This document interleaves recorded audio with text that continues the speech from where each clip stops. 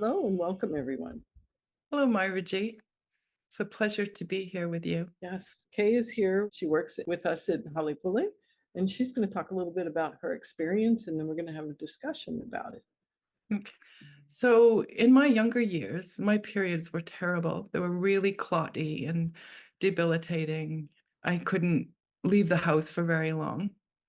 I remember one occasion being on holiday with the kids, and we had a camper van, and I had to sit in the back of the van while the children went into the shop to buy me more clothes because I'd absolutely flooded through everything I'd brought on holiday with me, and it was very embarrassing.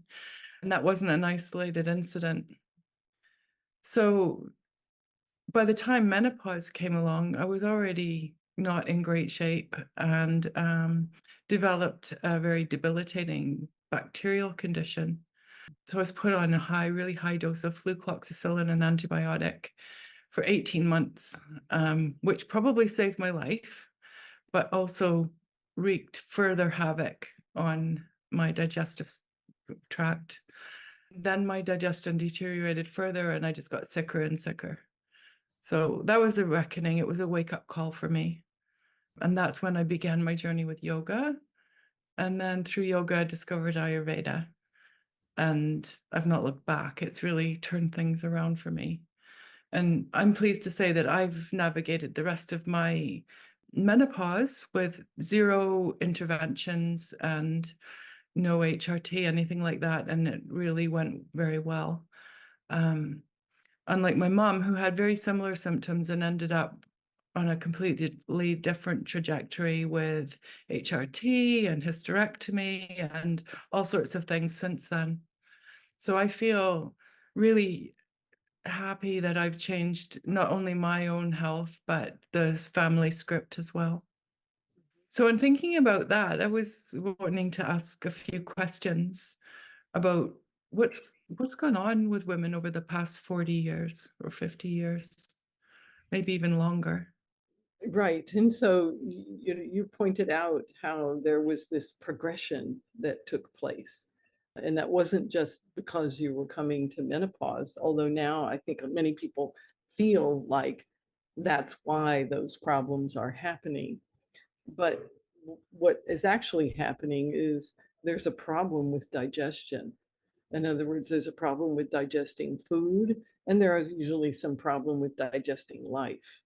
Yeah. Yeah. So the glands that create the hormones that then allow us to have the experience that we have when hormones are balanced, meaning we have physical and mental well-being.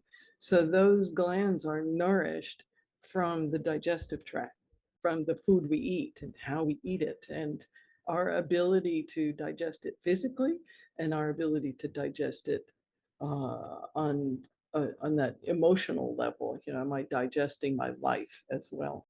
Everything has an effect. It's all connected. So when my digestion is messed up, and if I do something and it's a little disturbed overnight, and then the next day it's okay.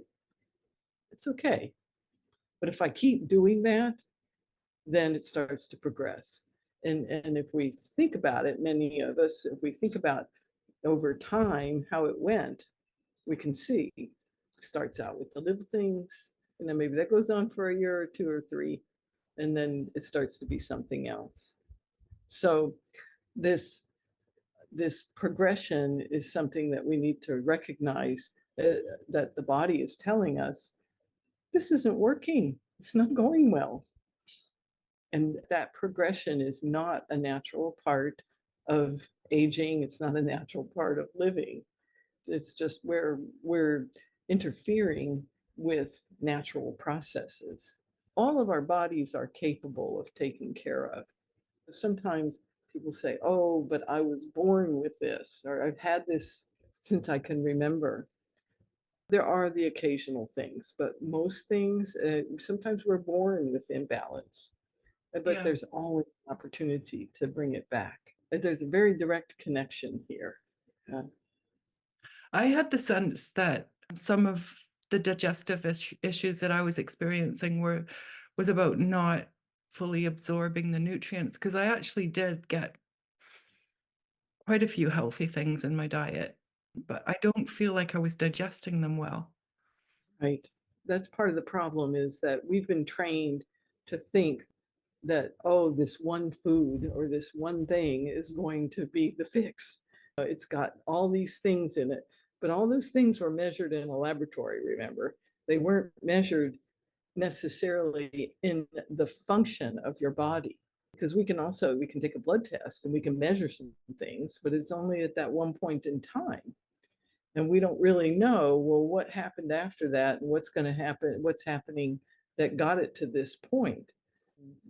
And that's what affects how we feel and our ability to actually take the nourishment that the food is offering us and make body tissue out of it, right? That's what we're doing.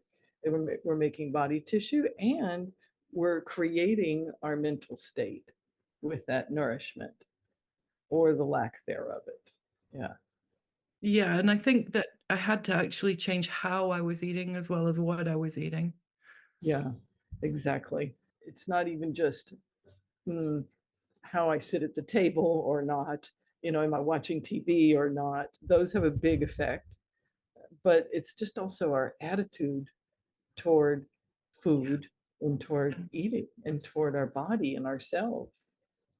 All of those things are factors that make a difference in our ability to digest. I think yoga and Ayurveda have really helped me to have a much better relationship with food. Yes, because people talk about it today, say I want to have self-love or I want to learn how to love myself and that.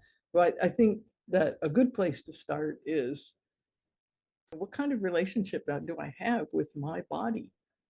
Because if I have a lot of resistance in there, it's going to be a battle kind of, because that's going against what the body naturally wants to do. Our body is such a gift. It's a gift from the divine, if you will. Mhm. And we need to relate to it as such and have reverence for it. Yeah. What would you say the first step is to healing hormones? I would say the first step is to take a look at how am I conducting my life. The very simple things have tremendous power. Uh, do I have consistency of eating and sleeping? If I don't have those things, a lot of the other things, they don't have enough power to overcome that because those things are so important. We have these pillars of health that we talk about in Ayurveda. This is where the connection with yoga is that part of that is how we manage our energy. What am I doing with my energy? That includes my thinking and how am I spending my time and those kinds of things. And that is what's going to make a difference in that first step. So it's the willingness to make some changes and then observe what happens and then take the next steps from there. So consistency in eating and sleeping, chewing food and not snacking. Those are big. And I always think with hormones, they're about balance. I think Ayurveda has a lot to say about helping us to stay in balance or get in balance. Yeah, I like to think of it as rather than it being a fixed point, it's very easy for us to get thinking about it. Balance, it's a fixed point. Let's think about it that it's an arena. Yeah. And I'm always dancing in this arena. And that's what I mean when I was talking about on a day to day basis, we may do something and there may be a little bob in the dosha through the day. And the system in this arena has the ability to balance that out again. Yeah, it's just that when we start doing things that are more extreme and going outside of that, and so that ability then to come to a state of balance and play in that area, it's a tremendous way to live, isn't it? And Yeah, it's so opposite to the diet culture, which has us going to extremes, bad success, fail. It's much more of a, as you say, a dance. yeah. And we don't have to feel restricted. But some people think about having some structure in life as being restrictive. And I think that's where people get confused, especially Mhm. young folks, Yeah, thinking that that's restriction. yeah. Mm, yeah, I think most of us have proven to ourselves that if you don't have any structure, you're going to have problems. Yeah, the discipline brings the freedom. Yes, exactly. And this, of course, comes from the teachings of yoga. We learn that we have this regularity and discipline, as you say, that then gives us the ability to discern. Yeah, And the practice in Sanskrit is called vivek, and that we then develop a refined sense of discernment in our lives, and we can decide, and then we end up choosing things that enhance our lives, that allow it to evolve, rather than things that take it on detours. and that also, for me, has resulted in a much deeper sense of enjoyment Yes. in Yeah. life and with food as well, actually. That's so important too these days, because I see so many people my age or our age. I'm older than you, but Not much. they've they've checked out on life. Yeah, They're doing what they think they're supposed to be doing, and yeah, it's not really very enjoyable. Yeah, and especially if you're spending most of your time going to the doctor, having tests done, and worrying about what's going to come. And yeah, sometimes it's better if we do a whole lot less of all that and stop looking for problems and start putting our attention and energy into solutions, into things that are going to make us feel better. Yeah, because yeah, that's going to make the body age more gracefully. Yeah. yeah. And it's really very exciting stage of life, I think, this stage. Mhm. Yeah. Um, and it is good because when I don't know about you, but when I think back to my elders when I was young and thinking what people that at this age were like then, I feel a lot younger than that. Mhm. Yeah. Yeah, Very much a state of mind. Yeah. yeah, yeah. And it's really amazing to be going into this stage of life with great health and lots of energy and enthusiasm for life and enjoyment. Mhm. Yeah. Mhm. So, in terms of managing menopause, do you recommend any kind of Ayurvedic HRT or ways of caring for bone density? What sorts of things other than diet and lifestyle would you recommend, or is that a consultation? Okay, well, a consultation to make sure that you understand the importance of the diet and lifestyle. We say lifestyle, but we're back to talking about, do you have structure and how do you feel in it? Does it operate for you? So we want to make sure that those things are going well and that you understand your motive for the things that you are doing, Yeah, because all of that is going to have an effect on your digestion, which is going to have an effect on those hormones. Now, this idea that we have to have hormone replacement therapy to stay young, yeah, well, that's a lie. When certain glands would stop making hormones, other glands pick that up and other organs pick that up, in particular, our brain and our adrenals, right? So the thing is, though, is that if one is significantly out of balance, brain might not be working that well. If one is significantly out of balance, and that would be digesting life, especially. And if you're not digesting food or you're not practicing some discernment in life, then your adrenals are going to be in bad shape. This is why we started seeing so many women having these kinds of problems. In Ayurveda, then we make sure that we bringing balance to the doshas that would then allow the function of the brain to work better and to allow the adrenals to be used properly, to not be in constant fight or flight. And so we understand all of that and how that works and how we can bring those things back to balance.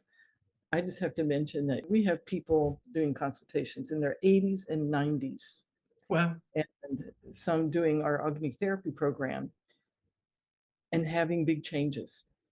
Wow. And I have to say that often when I've had consultation with people in their 80s, I just, I explain to them what's going on. But if they're really set in their ways, there's a level where you want to just say, okay, if you're going to keep doing that, then you're going to keep getting this result. And how can we make you comfortable? But when people come in at that age group and they're ready for change, they experience change. Wow. It's incredible. Oh, the digestion is better. Oh, I have more energy. Oh, my mind is more clear. Yeah. Yes, it works. I get kind of It's excited about incredible how forgiving the body is and how, it. Yeah. when you give it the right conditions, how quickly it does find a level. Yes, Yeah. and to that takes us to the God of our heart, right? Yeah. It does, and to recognize, it's actually in me. It's around Right. me, it's in you, it's in everything. And all I need to do is turn toward it and be with it and not take a detour. And we're back to where we started in terms of loving our bodies, this vehicle that we get to experience this life in. Yes. Yeah. Yeah. Okay. Well, thanks so much then for the conversation. It's Oh, thank lovely. you so much. Yeah, thank you.